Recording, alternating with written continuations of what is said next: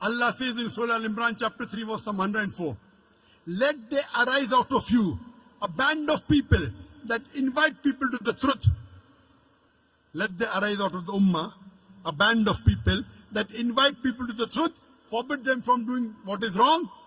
These are the people that shall attain felicity. Here Allah is talking about full-time dais. How we have full-time doctors, full-time engineers, full-time lawyers, full-time businessmen. How many full-time dais do you have? You can count them on your fingertips. How many international full-time dais do we have? You can count them on your fingertips. To be a doctor, you want to go and study in the medical college for 5 years. To be an engineer, you want to study for 3 to 4 years. Dai, you want to become overnight. Why? So Allah is talking here, being a part-time dai according to Surah Al-Asr is a fard on every Muslim. But here in Surah Imran chapter 3 verse 104, Allah is talking about full-time dais. Let there arise out of you full-time dais. And Allah says, these are the people who shall attain felicity, will be given a higher status in Jannah. Allah says in Surah Nahl chapter 16 verse 125, Udu ila sabili rabbika bil hikmah wal mau'azatil hasana wajadum billati ahsan. Invite all to the way of thy Lord with wisdom and beautiful preaching, and argue with them and reason with them in the ways that are best and most gracious.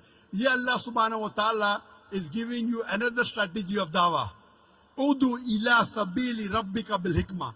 Invite all to the way of thy Lord with wisdom. Wal mau'azatil hasana, and with beautiful preaching. Wajadun billati ahsan, and invite and argue with them and debate with them in the ways that are best and most gracious. This is one of the strategies Allah is talking about dawah.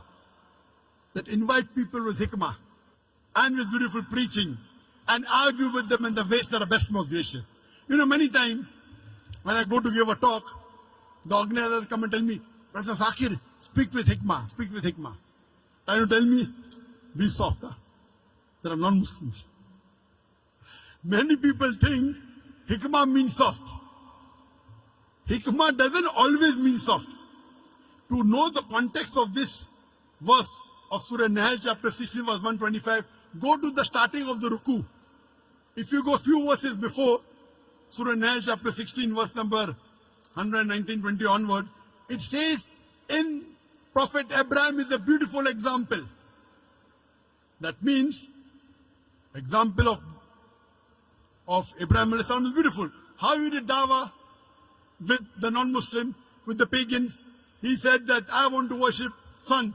When the sun said, oh, the moon, I want to worship the moon. Then he wants to worship the wind, want to worship the other thing. Then he said there's only one true God. What does he do? He breaks the idols. And when they ask who broke the idol, he said, ask the big idol. They said he cannot speak. Then how do you worship a thing which cannot speak? He broke the idol, that was hikmah. So hikmah always doesn't mean soft. Hikmah means saying the best thing. Most of the time being soft is good. Sometimes being harsh is good. A father is cruel to be kind. If your son wants to jump and say, I want to jump, I want to be Superman, what will you do? Oh, take toffee, don't jump, no, I want to jump. You will give one tight slap. Sit down.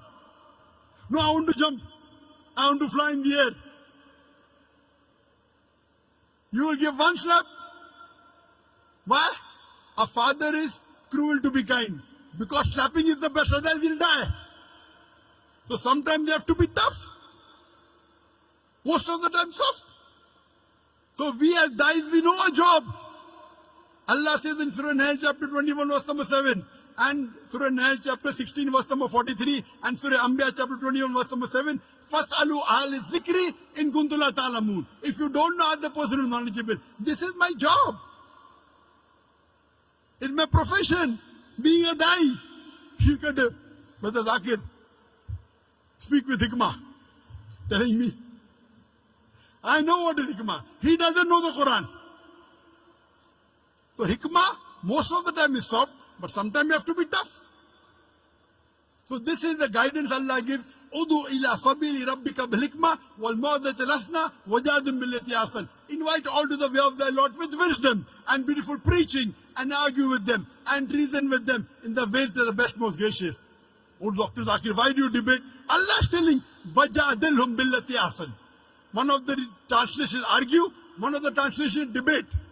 Debate with them in the ways that are best and most gracious. You do what is best